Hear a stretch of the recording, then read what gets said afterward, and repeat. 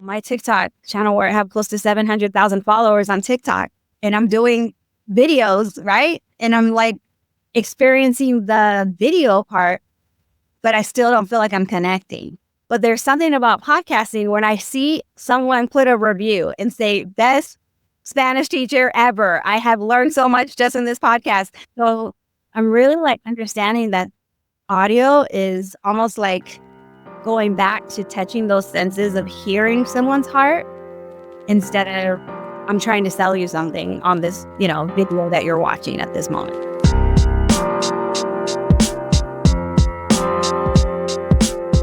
Welcome back to another episode of Launch Your Private Podcast. Today is another coaching episode, and today we have Profesora Kris, founder of Speak Spanish Easy. And today we're going to be talking about how to move our listeners from our public podcast over to our private offers. Welcome. We're so excited to have you.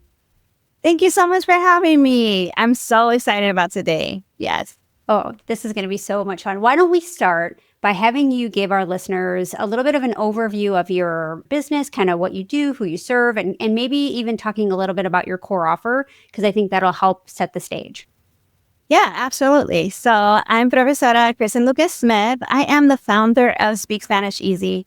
I've created a movement over 20 plus years ago where I've been helping busy students really gain real world Spanish fluency through the cold conversation phrases, confidence building tools, without the overload of grammar, conjugations, all the grammar rules, the accents, where do they go? Just your typical like high school Spanish that you've experienced in Spanish. I actually put a twist on it and make it a little bit more fun and engaging to where it's real life conversations with real people. I think for myself, like where I am at with my business is really launching into the podcast world like I've never been here before, and I love it. I'm starting to find my voice actually because of Hello Audio. Like I'm starting to actually see, wow, I have something to say. Okay, like it's really happening right now. So what I've done is I've used Hello Audio as my platform to be able to give my public Speak Spanish Easy podcast an opportunity to be able to have that for people to start to learn Spanish in a different way, maybe even change their mindsets of how they have approached language learning, that it's not hard to learn Spanish, that it's very easy to approach it. And then also creating private feeds where I have my 5-day Speak Spanish Easy audio challenge that someone can come into for 5 days with me and basically learn practical phrases for real life. And that will lead them into a Spanish confidence audio course that leads them to being able to be a part of our fluency community. And so that's pretty much the setup. I love this. This is going to be so much fun. Okay, talk to us a little bit about your public podcast. So maybe, how long you've had it, the episodes. I know with the public podcast, we don't always know who's listening. But if you had to guess, like, is it more adult learners, folks that are new to Spanish, people maybe who are, just because of you've been doing this for a while, who tends to gravitate to you? People who want to learn Spanish for relationships or for work or all of that would be good context to have. Yeah, absolutely. So I started my podcast about a month to 2 months, I want to say. I'm a newbie to podcasting. That's great. I've thought about launching my podcast, and it's always been the tech part has been very hard for me because I'm like, if somebody could just show me how to do it. And I actually stumbled upon one of your podcasts where you showed us how to do it. And I was like, oh my God, it's so easy. And so after hearing from you, I actually was introduced to you from the Colbert family. I was one of their clients for the last 9 months. And literally the day that I finished my program with them was the day that I launched my podcast. And I couldn't believe it. I just couldn't believe how it was all happening, if that makes sense. Like you're coaching, you're with your coaches, you're doing all the things, but you're not really doing all the things, if that makes sense. Like you're trying to figure all this business side out. But to finally see, like having Nicole in my ear and hearing her coach me throughout the 9 months, it almost gave me the confidence that I needed to be able to be in my students' ears and be able to encourage them. And so that's where I really just said, I have to just jump in, 2 feet in. I don't know what I'm doing. All I know is it may not be like someone else, right, that has a Spanish podcast, but I'm doing what I know in my heart to be able to share with my listeners. And so that was the beginnings of me stepping out. So I have 13 episodes. I just launched my 13th episode yesterday, and I've doubled in downloads just within the last 24 hours. So I felt like there was a breakthrough. Something happened because it's all organic. Like I haven't done ads. I haven't done anything. So majority of my listeners are organic, meaning if I go live on TikTok, it's on my stand store, right? If I am in my community, if I'm teaching in my school community, they know about the podcast, right? And I have close to 2,000 amigos inside of my Fluency U school community. And so I'm starting to see that there's a traction coming where people are listening and they're starting to listen throughout and even binge listen because they're short 5 to 7 minute episodes where it's almost like I can do this, right? Like I can listen to these simple phrases on my way to work, while I'm folding laundry, while I'm taking the dog out for a walk, right? And they're really busy adults that feel like I can learn Spanish on my own time. I don't have to sit in front of a computer or be in a classroom to finally get fluent in Spanish, but I can do it as I'm doing my life.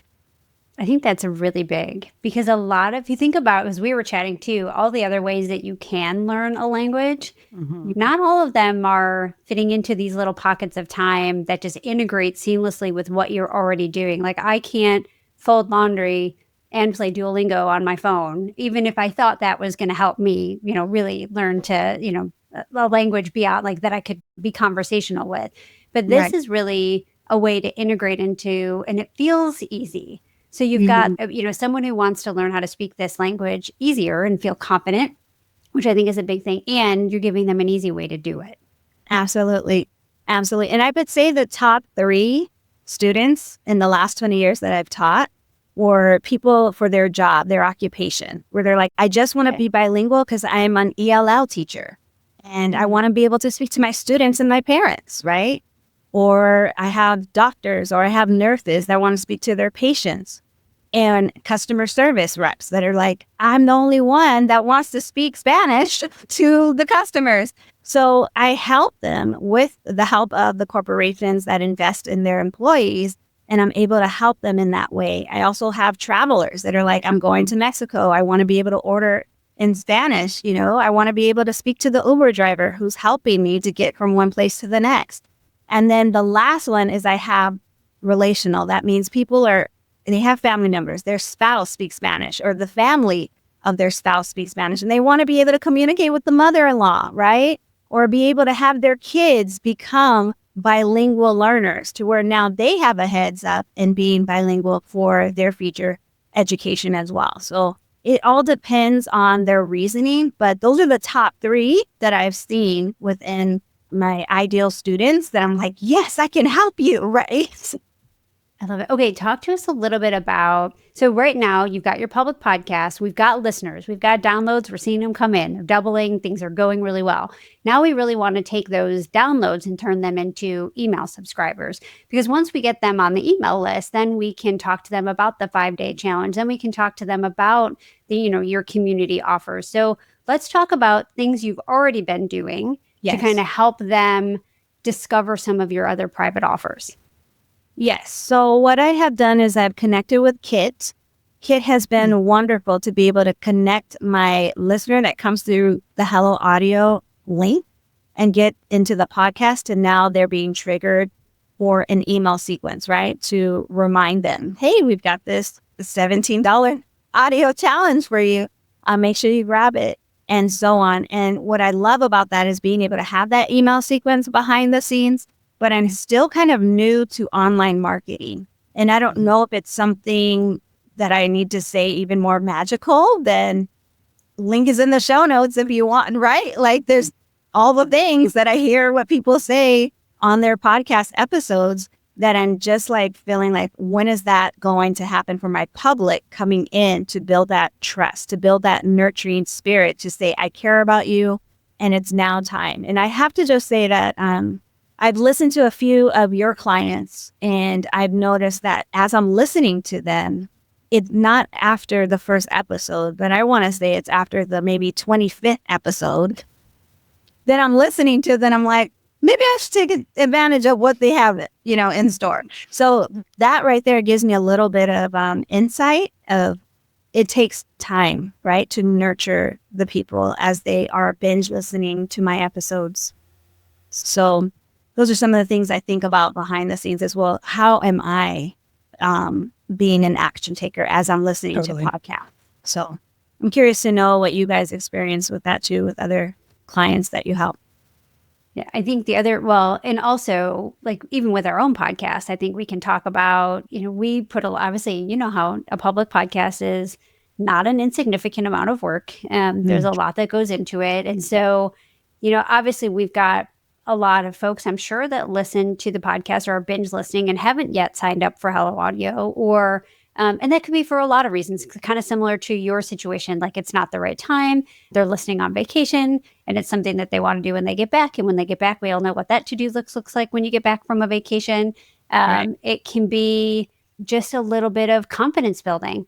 Just to, can I do it? Do I have time for this? Is this something I want to prioritize? There's probably a lot of conversations that happen. And I think, so there's a couple things when you have a public podcast that, obviously there's always great demonstration content. And for you, you're giving people an experience of your teaching style. I think that's really, really important because when you want to invest in a teacher and you want to invest in someone who can help you, you want to understand their style. You want to know if it kind of resonates with the way you like to learn, or, personalities are, different in terms of teaching, which is what I'm trying to explain to my high school son as he is finding out all of his new teachers this week when he goes back to school. It's like certain, and he's super excited, which is great, which is a great news. But I think that's part of what the magic of a public podcast is you get to kind of let people experience that. And you also can share stories of students, and through, it's not necessarily a bunch of heavy promotional content, but you're allowed to talk about students that have had success in your programs. And by default, you're talking about that program. So you may be planting a seed. You may be sparking some curiosity. Oh, I wonder what that is. And then if you want to learn more about that, the link is in the show notes, but it doesn't need to be super heavy and promotional. You can just kind of go about, talking about your offers in a very indirect way, because that's just part of how you deliver value to everyone in your ecosystem and everyone in your community. So I think I like the indirect ways to be able to talk about our offers in that way. And you can have sales and promotions and flash sales, and you can do the more direct promotional things as well. But there's something to be said about sharing stories and just letting people know that things exist because they come up in conversation through this kind of more demonstration content. I love that. I noticed that with you guys too, with flash promotions. Very helpful. Yeah. I'm thinking of Diane Mayer's episode, which was actually an early Launch Your Private Podcast episode, I want to say, like within the first maybe 20 episodes. And she came on and she had a list. Like, she's very creative marketer, had a list, literally, I think like 15 ways that she's using private podcasts or something. But one of them that stuck out was a creative way that she used Public Show to get people off the Public Show and collect that email address. And so what she did was she created and this is kind of popular in the public podcasting space, where they create a series, right? So we just did our case study roundtable episodes. And so we did this series, and I recorded an intro and I recorded an outro that was if you haven't listened to the other episodes, go back and listen. But I think her style, her series that she did, I don't know what the name of it was or what it was, but she hosted on the public podcast, but then she said she was going to archive it. So she didn't keep it up forever.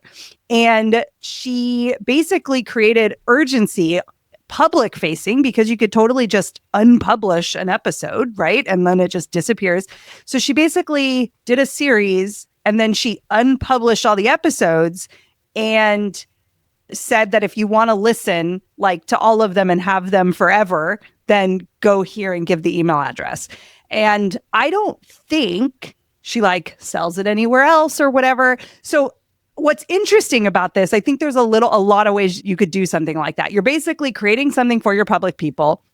Right. Hopefully it's entertaining and engaging enough and has like a pull enough that people are like invested in wanting to listen to every single episode of this series. And then, you know, as it happens with podcasts, like sometimes you can't get to all the episodes in a week. And so you're like, hey, it'll live over here in this like as a private feed off my channel, just because I think she framed it as like, it's just a time thing that I don't want to live on here forever. Like, because I think a lot of people with their public show have it set up in a certain way, right? And so it's like, if it didn't fit the general vibe of the show, you could host it, you know, live publicly. And then you basically collect people who are interested in that specific topic off. And then now you actually have this other asset that you could use later, right? So you don't ever have to, you know, call it anything around your public show, but now you just you kind of hit two birds with one stone, as Nora brought up.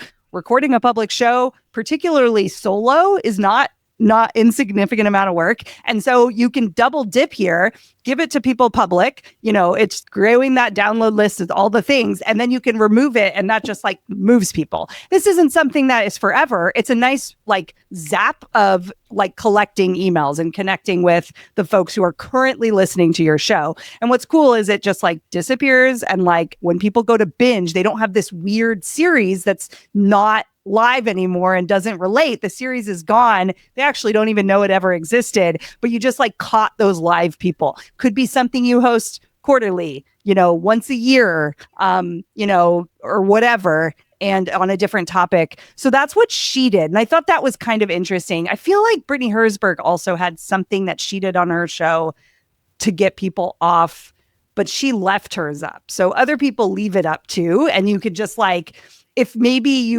I think maybe she did like a case study or something. So Nora was talking about highlighting, you know, your students. If you do some case studies, you could say, if you want the rest of the case studies or something like that, right? So you create an episode that stands alone and lives on your show forever, but then there's more that they could get, right? There's something else. Nora's like her sample slice that she talks about in marketing. It's like you kind of give them a sample of something, but you don't want to create the whole series on the show, and you want to move people, and people who are binging and starting at the beginning will hit that. So that's more of an evergreen strategy. I think the other one is more of a flash in the pan, live kind of who's currently listening strategy, but both like valid and both hit, you know, the two birds with one stone, where you have this asset you could use and you're also creating content for those folks who expect content publicly. I love that. I wrote that down. Yeah. A good idea. Yeah. And as we're saying that, I can use it more seasonal, right? There's like, you could do like, you know, you could do like, I know we're now at the end of summer, like, oh, summer vacay, are you heading to Cabo or something like that? I have a series about traveling in Mexico and right? And then like either you host that live or you give a taste of it and then they go and download it because, right? So that's seasonal. I think there could be other ways that you could do it, but that's an interesting kind of angle where it's like, how do you remove people from the main? You don't want to clog up your main show with that kind of content if depending on how your show is set up, but then to move people to something else, like, oh, I go deeper in this. If this is, especially you brought up how there's different lives that you're touching, like lifestyle reasons someone wants to learn Spanish. And so what you could do is you could kind of like hit those folks and like move them to raise their hand that that's who they are and that's what they want help with.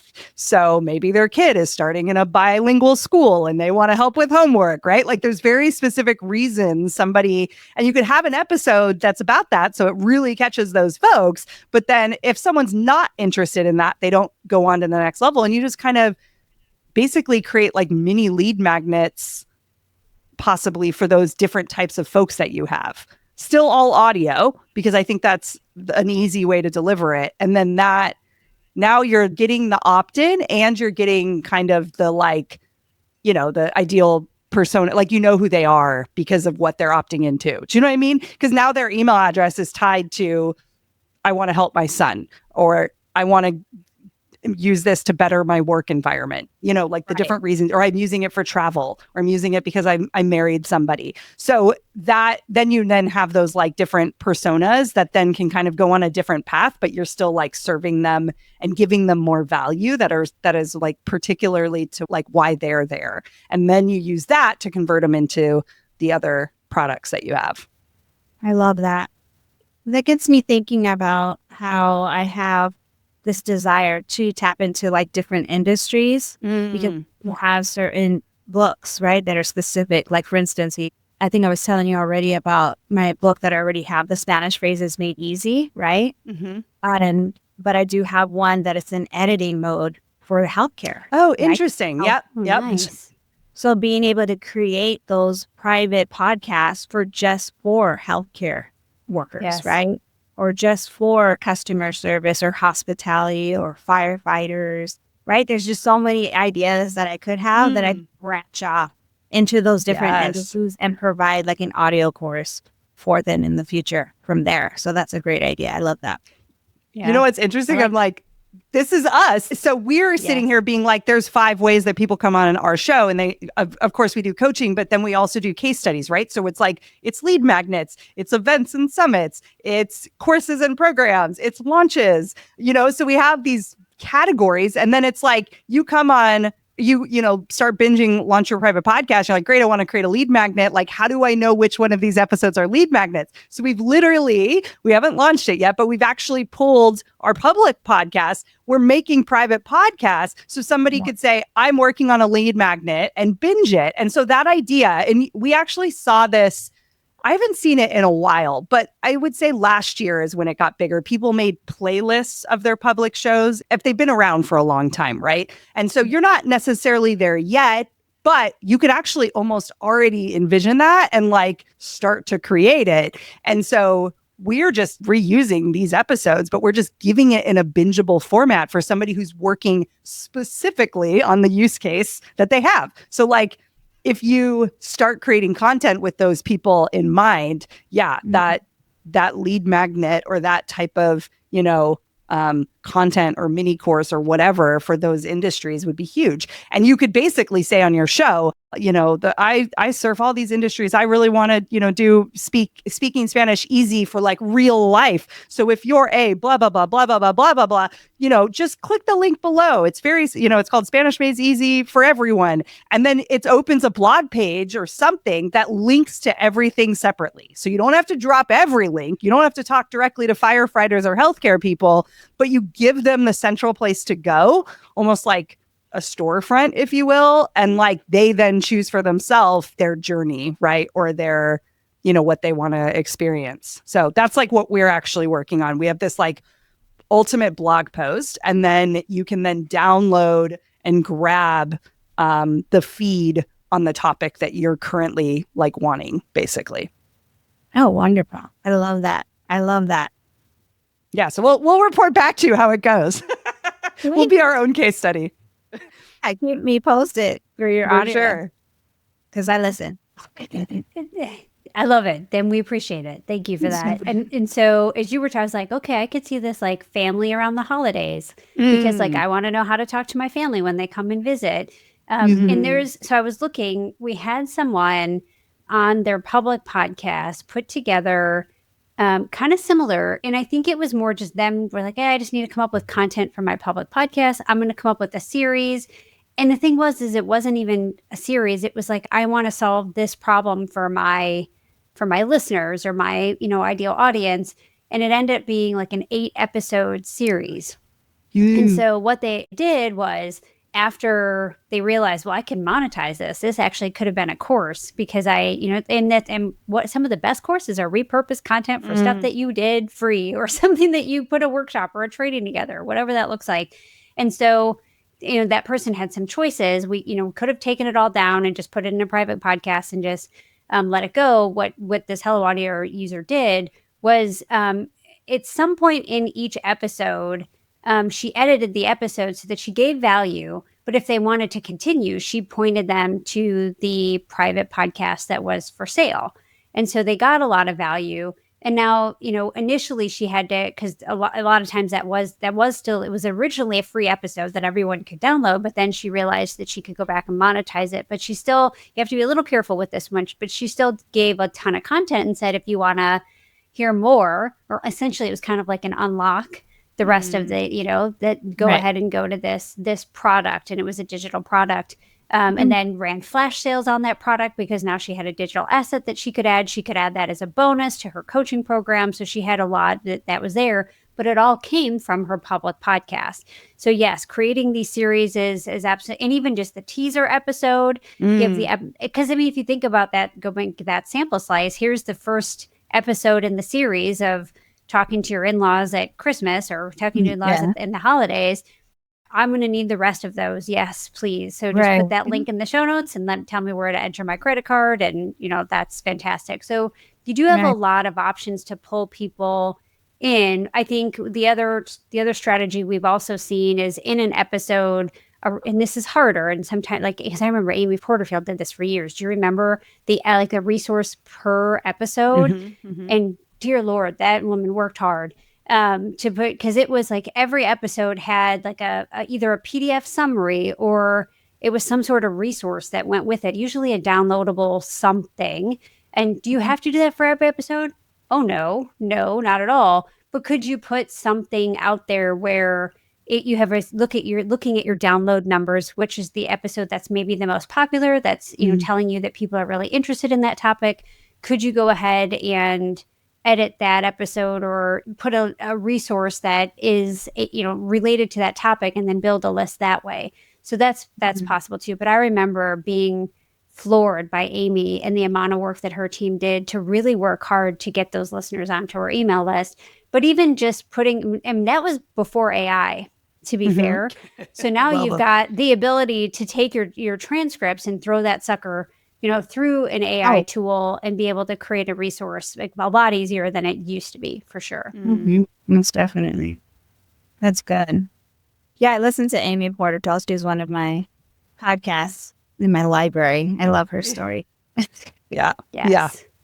So many episodes. I was always amazed.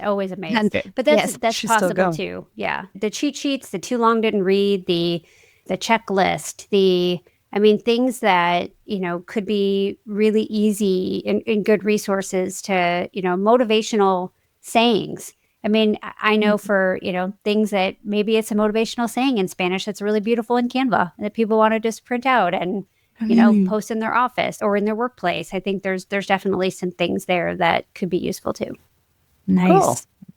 So yeah, what other questions or things are coming up as we're kind of brainstorming here with some of these?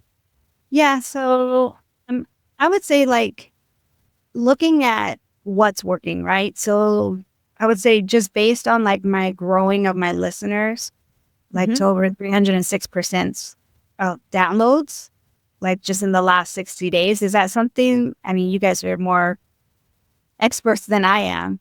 Is that something worth celebrating in this time? Oh, always, because I think it's hard to keep going with a public show. And I think you see other people's numbers and you're just like, oh man, that would be nice, So the fact that you're even oh yeah, should I celebrate? It's yes, 100%, because there are people that sit at, 10 people and don't go further.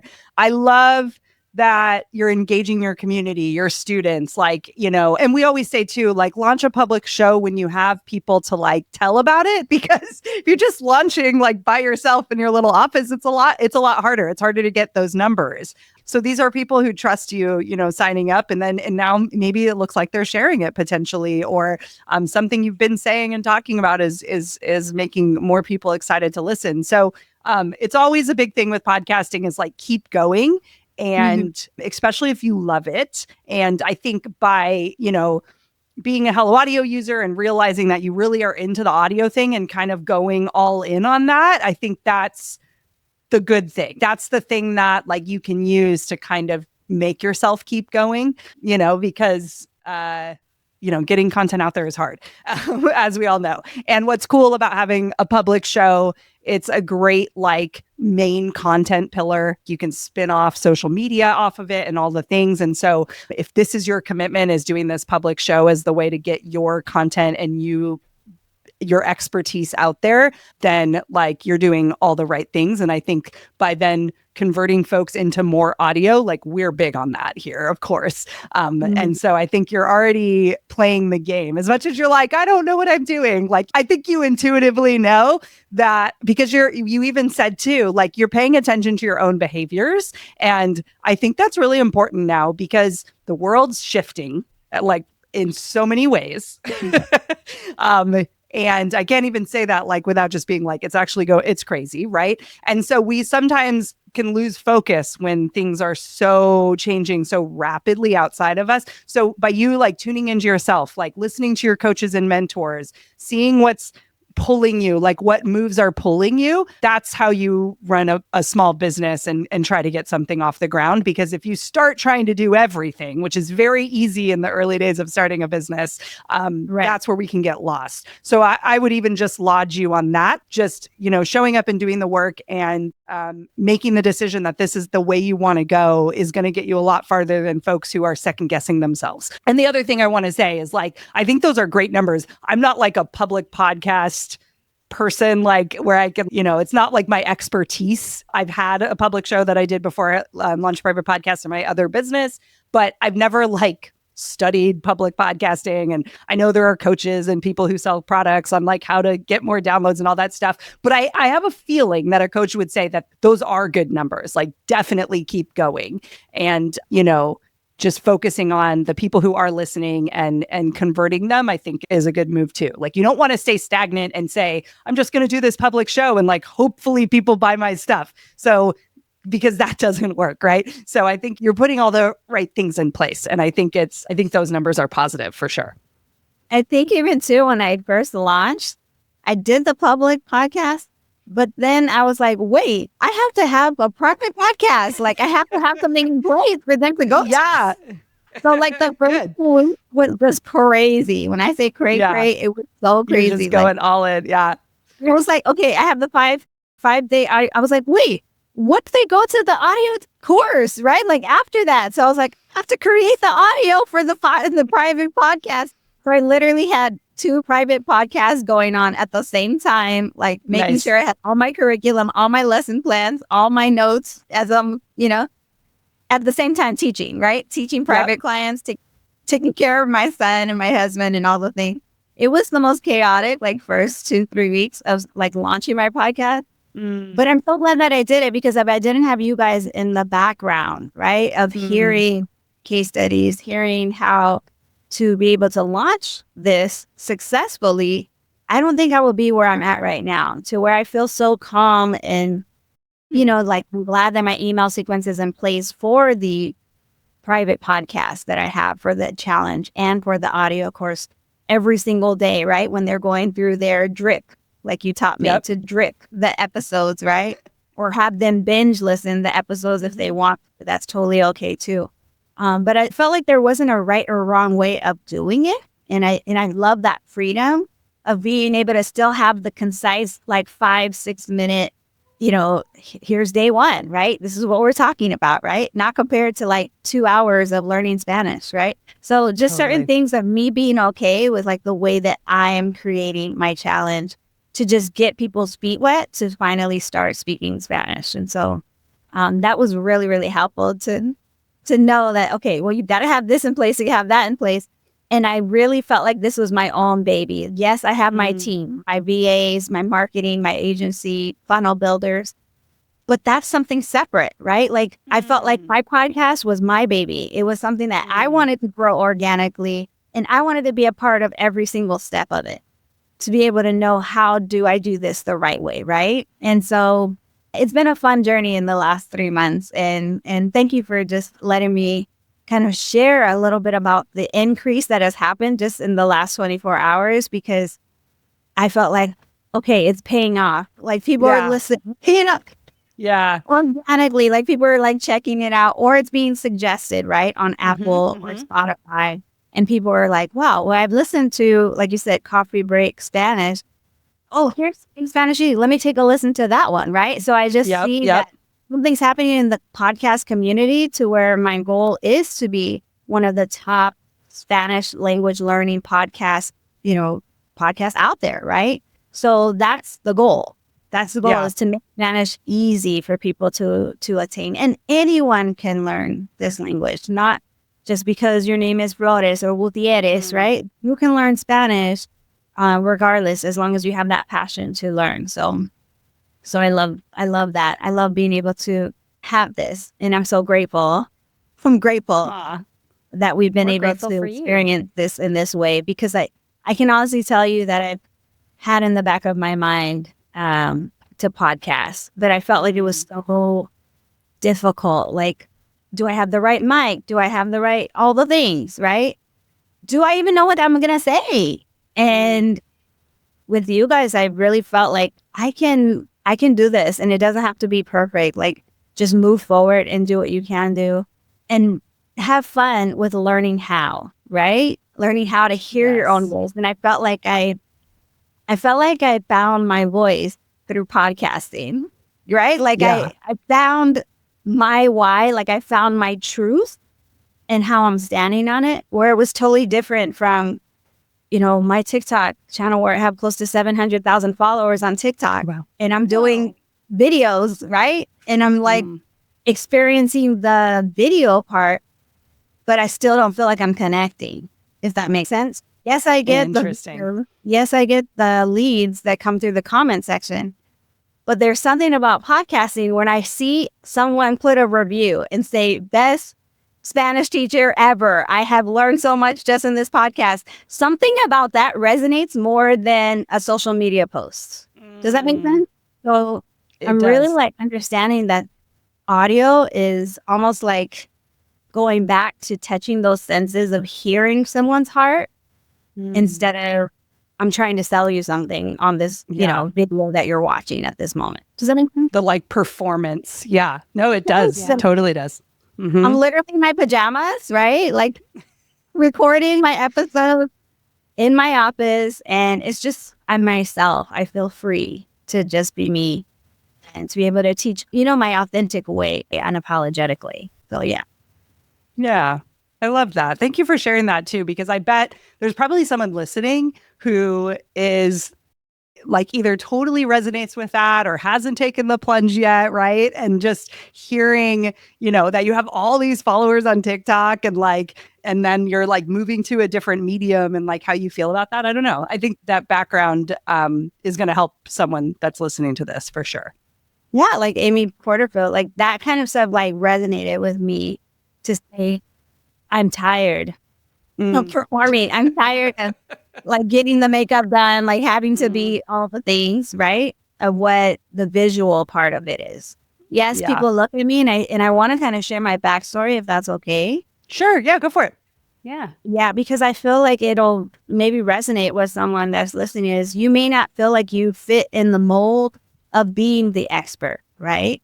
To where my last name is Smith, you guys. I married a Smith 20 years ago, okay? It has Kristen Smith does not sound anything like that girl knows Spanish, okay? Pero mi papá es de Honduras. Él nació en Honduras, okay? My dad is from Honduras. He was born there. So I'm Afro-Latina. My mom is from America. My dad is from Honduras.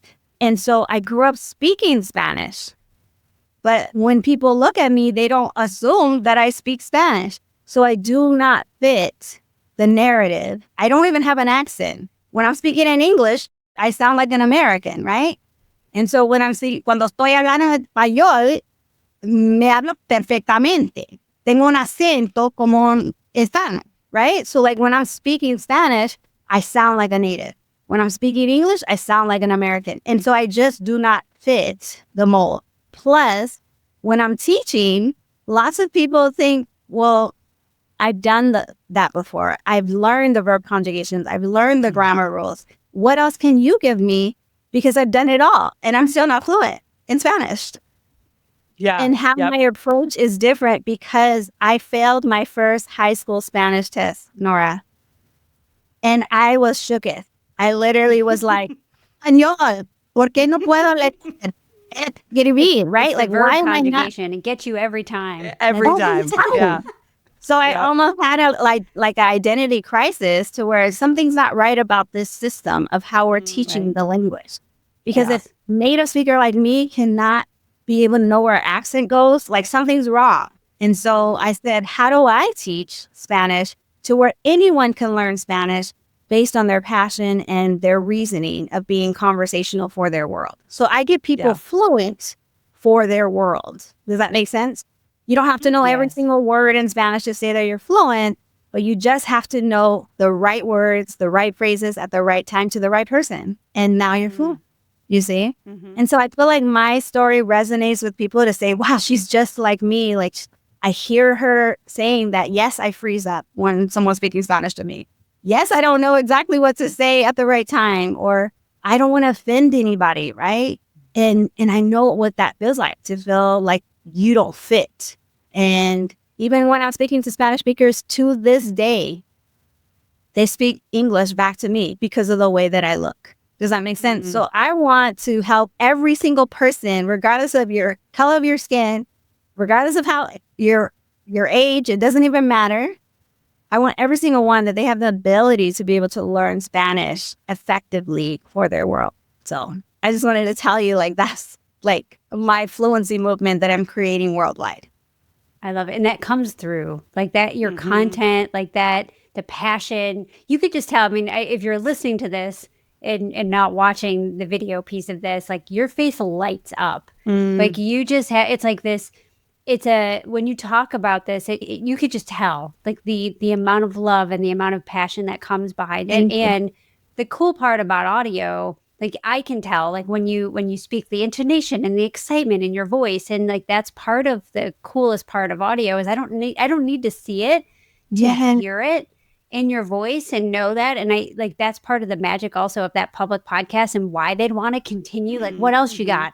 Tell me like where else can I experience this joy, this energy, this like, and the way you teach is different than like what they've experienced that maybe didn't work for them before. So I think there's so many really great things about how you're reaching people and the fact that you've got both that public a kind of outlet and you're able to get out there and people can find you. And that is like a very common now. We've, when Lindsay, we were chatting, I like that's people are actually now looking at podcasts as a way to learn language, whereas before that wasn't really super common. And I think that, bringing them into your paid offers and giving them more intimate ways to work with you, more extensive ways, more in-depth ways. Like that's, I love being able to take them from both. And you still have the ability to promote all your private offers directly too. There's nothing wrong with, maybe running an ad or doing organic content to your 5-day challenge or a different lead magnet that comes up, like, or one of these curated content series that you're putting together. Like you have so many options of reaching people and getting your TikTok following to also download, these audios in a way to continue to engage with them on the same mobile device that they're looking at your, anyway. So I think that's also something to be said about that too. Love that. Thank you so much. Thank you. Yeah. Awesome. Well, this has really been so fun. Now I can't wait to go stalk you and find all your things. Yes. Yeah, and go subscribe for sure. So thanks for coming and sharing everything that's going on, everything you're thinking through, and, definitely inspiring somebody listening, I'm sure, to finally launch either the public or their private show or all of them in 3 weeks like you did. I mean, it's possible. I get like that too. I get like hyper like, oh my gosh, it needs to be launched right now. And then it's just like all the things need to be working. I'm the exact same way. And then it's done. You're like, cool. I did it. Exactly. Yeah. It was tiring. It was crazy, but I did it. So anyway, so thank you for sharing yourself with us and your business with us. And definitely keep us posted on how everything's going. Thank you for keep celebrating those downloads. Absolutely. Thanks again for all that what you guys do as well. Oh, of course. Appreciate you. Thanks so much.